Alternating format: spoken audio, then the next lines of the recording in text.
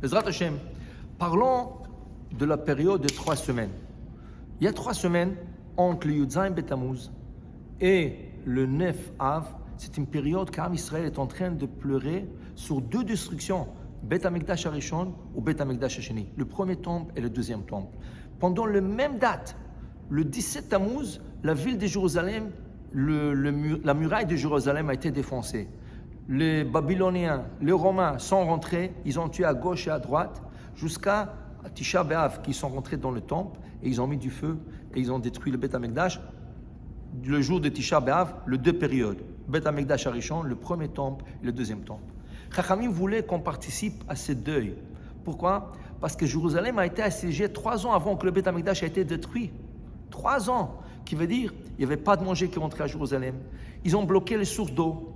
Les gens n'avaient plus des habits à changer. Les gens sont morts de faim, de soif. On ne pouvait pas prendre une douche. Il y avait tellement de deuil et de tristesse à Jérusalem. Alors de ces 3 ans, Chachamim nous ont dit 3 semaines. Pourquoi? Le jour ça a commencé et le jour ça a fini. 2 fois ça a commencé le 17 Tammuz et ça a fini Tisha B'Av. C'est la période de temps où Chachamim ont décrété qu'Am Israël doit pleurer pour cette destruction du temple, la maison d'Hachem. Maintenant, il y a plusieurs restrictions. On va parler une qui est la plus difficile pour les gens, de ne pas écouter la musique. Ça, c'est la restriction que les gens vraiment trouvent de la difficulté. Mais en vérité, ça, ce n'est pas quelque chose de nouveau. Ça, c'est quelque chose que la Gemara nous enseigne. La Gemara dit que normalement, on ne devrait plus écouter la musique. Après la destruction du temple, vous savez que chaque fois que quelqu'un emmenait un sacrifice, les Lévis chantaient et il y avait de la joie. Après la destruction du temple, on n'aurait plus le droit d'écouter la musique. Mais Chachamim, ils ont vu, c'est quelque chose qui est très dur pour les gens. Les gens n'ont plus envie de sortir, de parler aux gens. Les gens font de la dépression. Dans ce cas, ils ont dit, bon, on va se restreindre pour une musique, mais cachère. Qu'est-ce que c'est une musique cachère? Psaume de Tehillim, Piyutim. On ne parle pas de musique, celui qui chante « Oh, tu m'as quitté, oh, je suis seul dans la noirceur, oh, je ne sais pas quoi faire sans toi, je t'adore, je t'aime. » Ça, c'est pas la musique cachère. Ça, c'est une musique que tu n'as pas le droit d'écouter toute l'année. Pas dans ta voiture, pas sur l'autobus, pas sur le métro, pas dans un restaurant, rien de ça. Okay? La musique, c'est quelque chose qui va t'emmener à reconnaître Hachem, à te rappeler de Jérusalem, la maison d'Hachem qui est détruite. Ça, c'est la vraie musique qu'on peut écouter toute l'année. Okay? Mais pendant la période de 3 semaines, même cette musique est interdite. Dans ce cas, okay, on n'a pas le droit d'écouter la musique, mais le Shabbat, qui est au-delà du deuil, on a l'obligation de chanter. Okay? Pourquoi? Parce que le chant, ça donne l'envie de se rapprocher d'Hachem. Okay? Il y avait une histoire comme ça avec une femme que son fils, elle avait 3 enfants, son fils a quitté la religion, ils habitaient New York, à Brooklyn, et le fils a quitté la maison, il est parti habiter à Manhattan avec ses amis. La pauvre femme, ils étaient une famille religieuse, et ils ne savaient pas où est-ce qu'il est, qu'est-ce qu'ils font avec les amis, ils fument les drogues, je ne sais pas, c'était un enfant religieux. Il est parti voir le rabbin de Lubavitch. Qu'est-ce qu'il lui a dit? Madame, fais attention au Shabbat. Il faut chanter à table, il faut mettre le meilleur manger à table, et tu vas voir.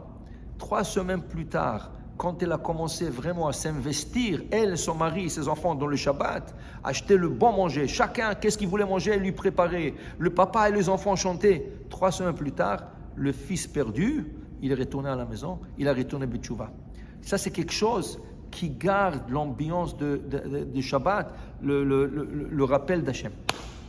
Alors, dans ce cas, la musique pendant les 3 semaines est interdite. Okay?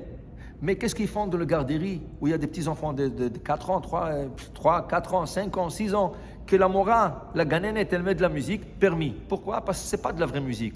Ça, c'est pour la musique des enfants. Seulement, la ganénette et la mora, okay, elles doivent faire attention de ne pas essayer de profiter de cette musique. Qui veut dire quoi? À Jérusalem, chaque jour, quand le Bet HaMikdash était Kayam, il faisait l'encens, la kétoret. Cette kétoret se faisait 2 fois par jour. La moitié de la kétoret, de cette quantité d'encens, se faisait le matin, et l'autre moitié le soir, l'après-midi. Maintenant, la Gemara dit, une kala, une nouvelle mariée, n'avait jamais besoin de se parfumer à Jérusalem. Pourquoi? La kétoret s'attrapait sur leurs habits, il y avait tellement une bonne odeur, aucun parfum matchait cette bonne odeur. Seulement quoi? Quand tu passais dans la rue de Jérusalem, tu sentais la kétoret, mais tu n'avais pas besoin de bloquer ton nez. Tu passais, tant que tu ne prends pas une grande respiration.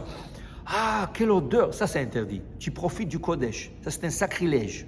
Mais si tu passes normal, malgré que tu sens le bon odeur, c'est permis. La même chose, tu montes sur un autobus, sur le métro, et tu passes dans un centre d'achat pour acheter quelque chose, et tu écoutes la musique, tant que tu ne fais pas attention, c'est bon, tu es bon à faire tout ce que tu as besoin. Mais n'essaie pas d'écouter, prêter oreille à cette musique. Alors la Mora aussi, qui ne prête pas oreille à cette musique, même si c'est pour les enfants, qu'elle essaie de rien faire, de surveiller les enfants sans trop faire attention à la musique. Il y a une nouvelle musique dans notre génération qui s'appelle a cappella. A cappella, c'est un type de musique qu'on chante avec la bouche. Seulement, elle est accompagnée par une chorale derrière qui font des effets musicaux. Un qui fait l'effet d'une trompette, l'autre qui fait le toupim, chacun avec la bouche, tout ça avec la bouche. Alors quelqu'un qui ne voit pas tout ça, tout ce qu'il fait, il écoute, il va dire, mais ça c'est la vraie musique. Mais en vérité, on lui dit, non, c'est un a cappella. Est-ce qu'on devrait l'interdire? Disent Chachamim, non. Pourquoi? Ça c'est quelque chose qui n'a pas existé au temps du décret de Chachamim.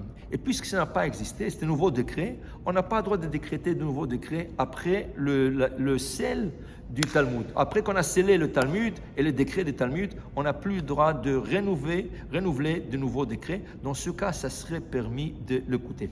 Des enfants qui prennent des cours de musique, ça veut dire d'instruments musicaux, si possible, d'arrêter les 3 semaines ces cours, ce serait mieux. Si le professeur dit « Oh non, mais 3 semaines, je ne peux pas perdre mon travail », c'est un goy, ou même un juif qui ne veut pas perdre son travail, alors ça serait permis de les envoyer jusqu'à Rosh Chodesh. À Rosh Chodesh, c'est fini, ils ne doivent plus jouer l'instrument musical. Pratiquer dans leur chambre, seuls, oui, jusqu'à Rosh Chodesh. À partir de Rosh Chodesh, c'est fini, ils ne peuvent plus pratiquer. Alors pour vous dire, c'est vrai, c'est difficile de ne pas écouter la musique, parce que la musique donne envie, mais quelle musique? Musique cachère pendant l'année. Mais pendant les 3 semaines, on essaie de participer dans le deuil de Jérusalem avec nos frères qui sont morts, les frères qui ont été torturés. Et Bezrat Hashem, on écoutera le chant de David, le roi David, dans la ville de Jérusalem. Veshere David Avdach Nishma Beirach. On va écouter les Lévis, Bezrat Hashem, Bet Amikdash, qui vont chanter sur le sacrifice, qui vont apporter le sacrifice de Toda, de remerciement, et que ça se passe Bimera Be'amenu. Amen ve Amen.